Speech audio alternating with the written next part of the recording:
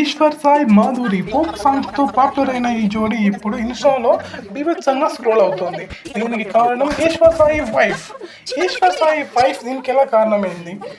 ఎవరో అమ్మాయిని పిలుచుకొని వచ్చేసి వీళ్ళు ఆ అమ్మాయి మాట్లాడిన మాటలతో ఎవరిని అబ్బాయిని పిలిచి ఇదిగో ఇక్కడిది ఇదే లంచ దింగించుకుంటున్నారు. 10 మందితో పడుకున్నంత చేతితో అన్ని మాటలు ఆ అమ్మాయి మాధురి అన్నారే. ఆ అమ్మాయి పొరపాటున ఏదన్నా గాయతం చేసుకుంటే మీ లైఫ్ ఏమవుతుంది? ఈశ్వర్ సాయి వైఫ్ ఉంటుంది, నా భర్త శుద్ధ ఈ పూస అని చిన్న పిల్లోడా అని ఏమన్నా.